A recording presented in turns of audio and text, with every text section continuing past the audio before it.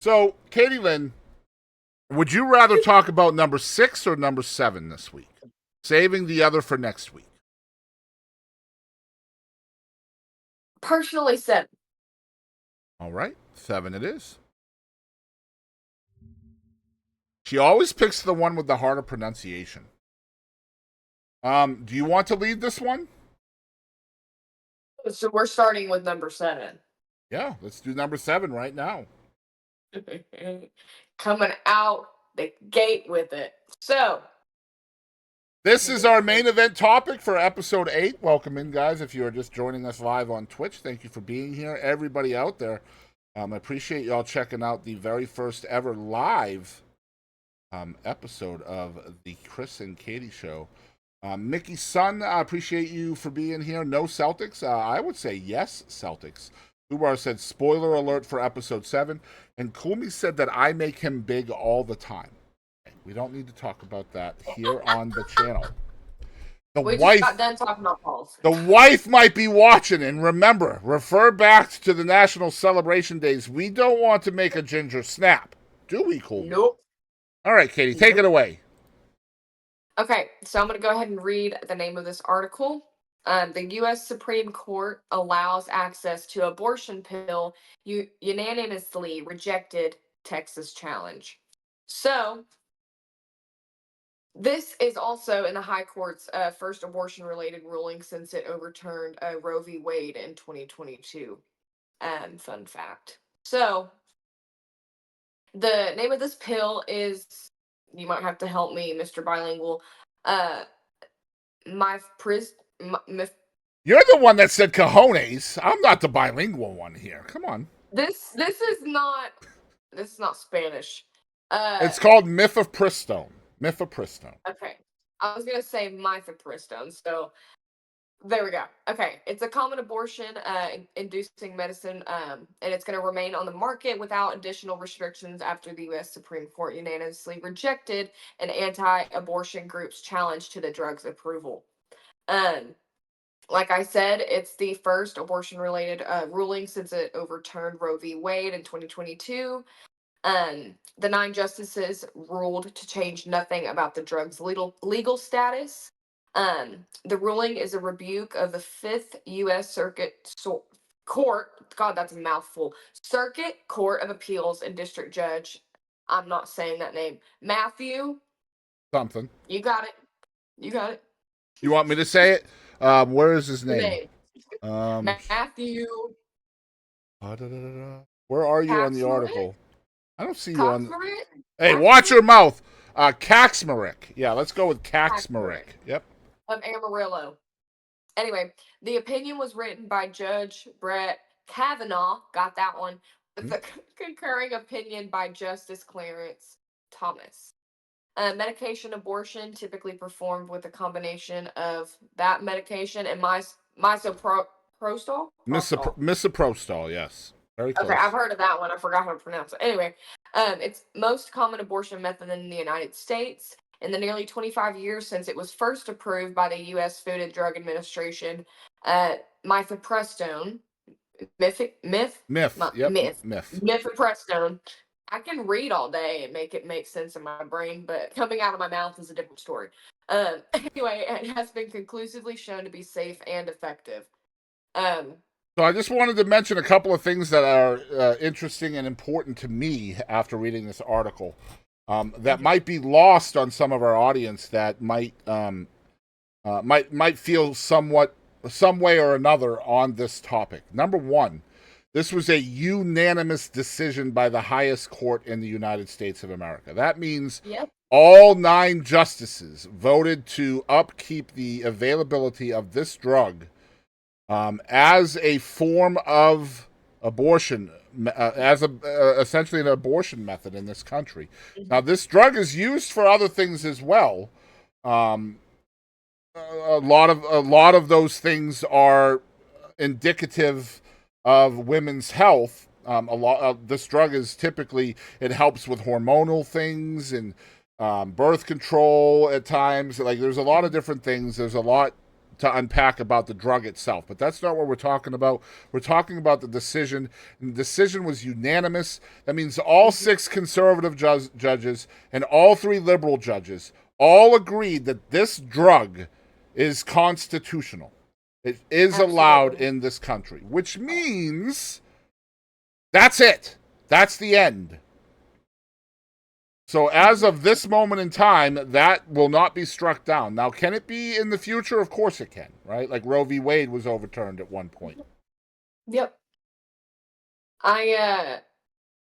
There's the Kavanaugh, I can pronounce this, in his opinion on Thursday, whatever Thursday that was, Kavanaugh wrote that the plaintiffs can't sue simply because they might desire to make a drug less available for others. That's right. That's referring to Texas as a state, right? Yes.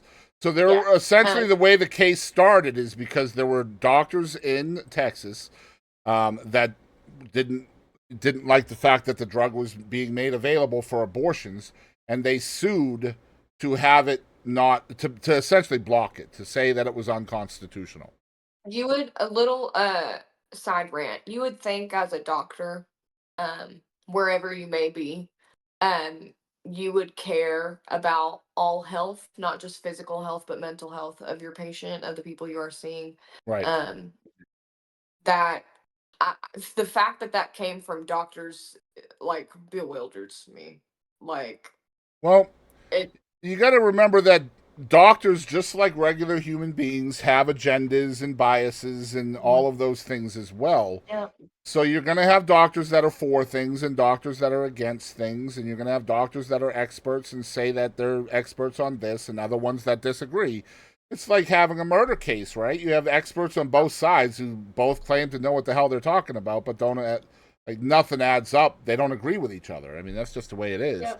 That's why the Supreme Court and the lower courts are there, to be the arbitrary process that takes out, supposedly, it's supposed to be this way. It isn't always, but they're supposed to take the bias out of the equation and essentially just interpret the law. That's what their job is supposed to be. I guess that's kind of my point with like doctors. Like they know all, especially primaries that would be prescribing you this medication. Like they know every single thing about you. Mm-hmm. Every single thing about your health, things they will not disclose, things they will not like say if you go in there and say, "Hey, I'm on crack." You know, they're not going to just be like, so are we talking about crack or crack in at this point? We could say crack in for YouTube. Okay, all right. But you know what I mean? Like you go in there, like you tell them like every single thing about you, like your habits, your drugs, like all of the above. And a lot of times mental health too. The fact that like you would get to know somebody on those kind of basis and like have somebody that I mean not a therapist, but like same thing, like um confidentiality kind of thing. Like we come to you, you know, to save our lives, basically, like save our health. And I don't know. What gets me about this whole thing is I don't feel like there should be a major pollination of health and politics. Now, I understand that policy is going to shape what's allowed and what isn't, right? Or the legislative process of that. But what I don't like, and this has been happening for longer than I've been alive, I don't like people who are not experts on health trying to decide what's best for my health or your health or this girl's health or that guy's health. That's not cool to me. What's really not cool to me, and something you'll hear from every female on this topic, not every, but should be, all these MFers are men. Yeah. I mean, it's not a surprise, right? I mean, I don't feel like you should tell anyone what to do with their body. Absolutely. That comes to hair, tattoos, piercings. You know, whether you're pro-life or pro-choice or regardless of any of that, you should let somebody do their own thing. Obviously, have procedures and everything like that, or you know, like we can't just go killing people or nothing, but like actual people. I mean, these decisions should. I mean, it all boils down to, in my opinion, these decisions should be made between an individual and their primary care provider. Period. There shouldn't be anybody else that has any kind of decision-making process other than And there those should two be folks. no discrimination because, That's like, I right. guarantee you, coming from these doctors, they're fighting it. But at the same time, I guarantee you, they have patients coming in wanting it, needing it, and they're like, no. Yep. That's, And I mean, and that's the scary thing because they're playing politics with our health, exactly. and They're putting their, that's where the bias comes in. And yep. that's why I think it's so BS that it's coming from the doctors. Like, you would think Well, you would care about someone's health, again, so the That's your way it job. works is the doctors, these particular doctors sued to try to get this drug to be unavailable federally. And there are, of course, other doctors that don't agree with that. Actually, the majority of doctors want this drug to be available. And I mean, at the end of the day, the justices agree that the drug should be made available.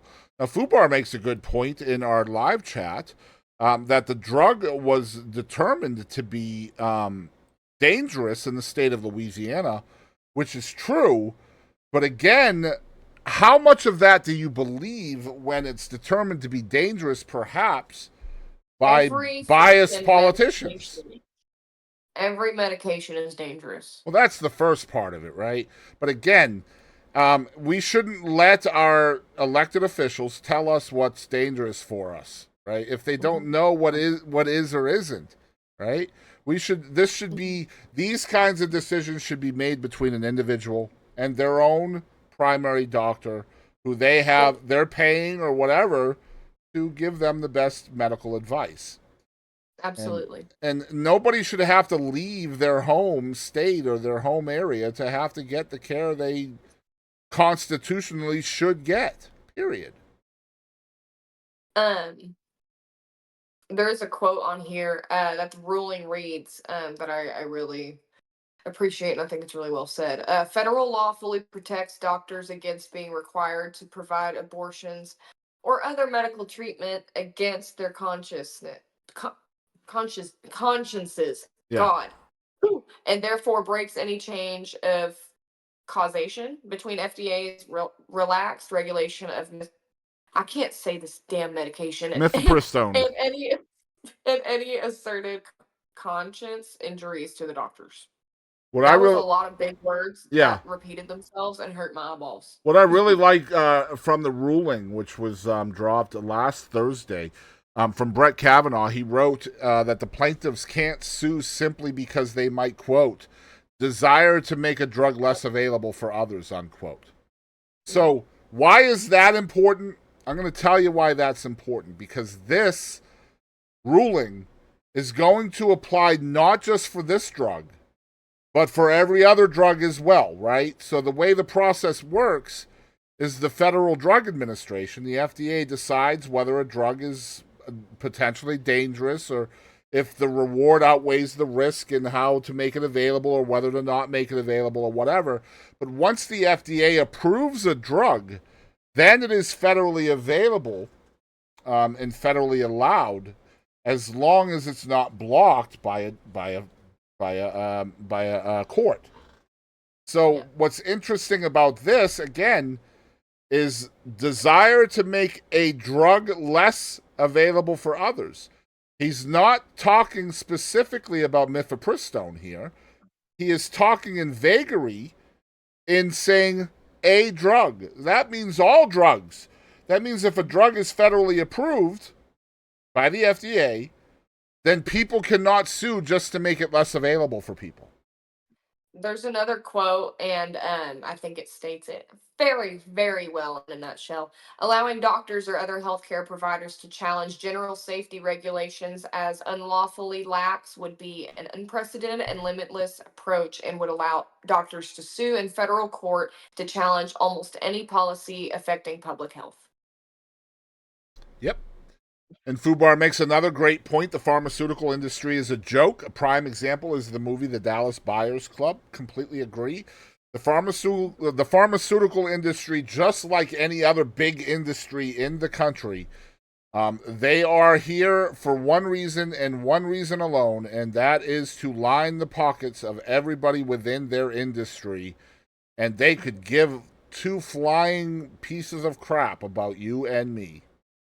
Yep. It's all about the bottom line. And unfortunately, that is a completely different side of this subject. Coin. Yeah. Yeah. But honestly, women that are pro-choice should be very, very happy about this ruling. I find it again interesting that 6 conservative justices did not uphold a ban on this drug when Absolutely. abortion is a very important topic for conservative politicians.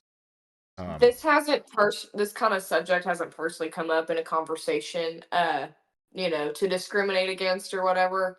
Um, but I mean, I would like to know people's opinions, especially women that are like pro life and stuff. I don't know. I'm curious to see what everyone thinks of this, especially because like you said, like the 6 most conservatives even agreed, like Mm-hmm.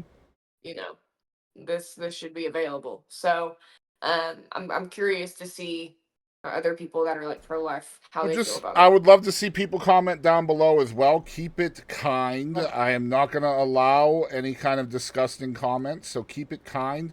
It's always good to have healthy discussion about things that you may disagree with, as long as you can respect another person's dignity. Yep. Um, Respect. but I am going to say something that I also believe is really important about this particular drug, because I've seen things from a certain side of the aisle about this drug that are simply untrue. So I'm going to read this very, very, very, very slowly. This is directly from the FDA.gov, which obviously is governmental, right? So take it with a grain of salt. But this is coming from actual experts on the nature of this drug. Mifepristone is a drug that blocks a hormone that is called progesterone. Progesterone, it's a hormone that is needed for a pregnancy to continue. Mifepristone, when used together with another medicine which we talked about called misoprostol, when used in tandem, they are used to end a pregnancy, and this is very important that y'all follow this, through the first 10 weeks of gestation. It does not work after the first 10 weeks. Okay? That means 70 days. In order to end your pregnancy with this cocktail of drugs, you have to take it within the first 70 days. My guess, I'm not an expert, but my educated guess is it's probably because that hormone is no longer there after the first 10 weeks. That's my guess. Because that hormone is needed for a pregnancy to continue, and then perhaps after that 10 weeks, it is no longer needed to keep the pregnancy viable. Therefore, this combination of drugs no longer blocks it and no longer ends the pregnancy. That's my guess. People can comment down below to tell me whether I'm correct on that or not. But the point I'm making is this is an early abortion pill. Yeah. I mean, that sounds pretty valid to me. I mean, I don't know. Like I said, I'm blonde. I'm going to use that my entire life. Um, but yeah, I don't know, but that sounds very, very viable. I mean, it doesn't. My point is, it's not like people can use this cocktail 30 weeks into a pregnancy. Like, it's Right. not a late term option, is my point. Yep. So, there is that. Close enough sounds right. I'm a conservative person, but I think abortion is fine as long as it is done early enough. I agree with you, Fubar. I don't honestly think, again, Fubar is conservative. I'm not quite as conservative anymore. I'm more middle road. I would say I am a moderate or a centrist. Some people would say I'm liberal as I'm really not. I just believe in inclusivity and kindness, and I see more of that from one side and less of that on the other. So I tend to gravitate to the kindness. That's just the way I am. But a lot of these issues, I am very much in the middle on a lot of this stuff. I believe that a woman and everybody else has the right to do whatever the hell they want with their body, and nobody should be able to tell them different. I've said that many times. I've always felt that way. That's why I've never been able to be fully a Republican, because I believe that a woman has the right to choose. I also believe that we have the right to bear arms, which is why I can't be fully a liberal, right? So that's why I'm in the middle there. I agree with certain things on both sides. But this is good overall because once you start telling us what we can take and what we can't take as far as medicine goes, that's a lot of liberty to take away from a person, I feel. A lot. Yeah. Well, and that's the biggest problem with like anything like when it comes to like these the Texas, God no, Tennessee Adult Entertainment Act. Like when you give these liberties and then you take them away, that's the effed up part about it. And you got to remember, a lot of politics is just testing the fence, right? I mean, that's what they're doing. And let's see what we can get away with, so that way maybe we can do more later. That's a both sides thing. Whether you're on the right or the left, that's what they do. Let's test the fence. Let's see how much compromise we can get out of the other side, right? Mm-hmm.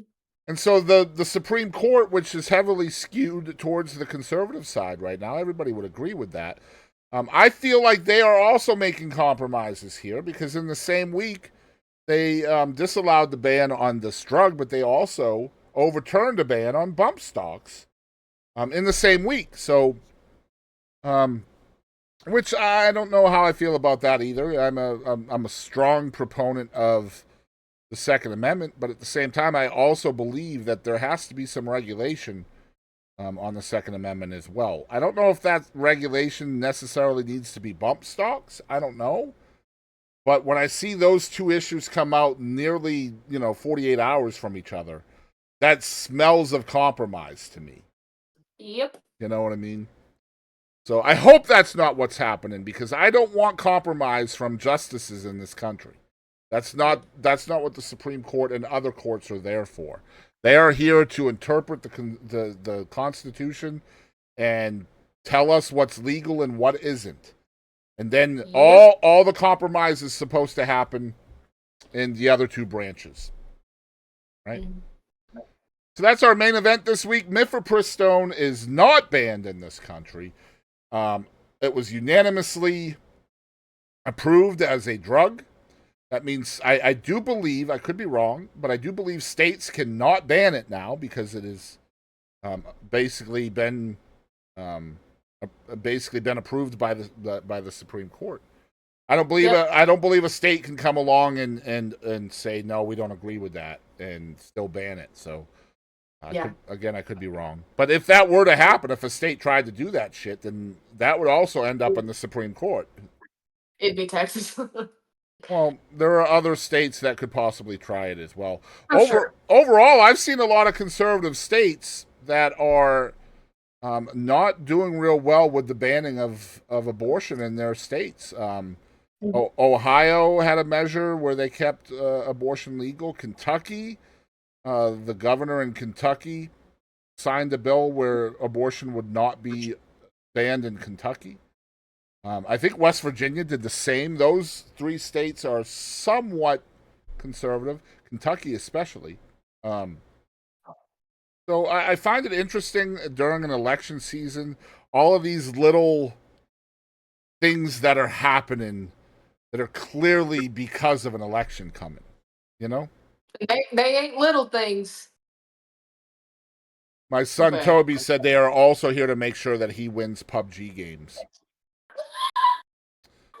I mean, it would take a higher power to make Toby good at the game, so there is that. Man, that's cold.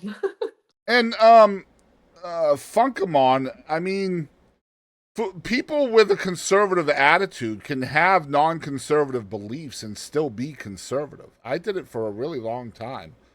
Yep. A massive thing for me is same-sex marriage,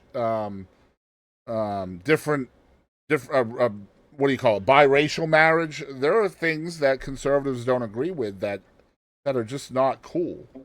Like people should be able to marry whoever the hell they want, period. Yep.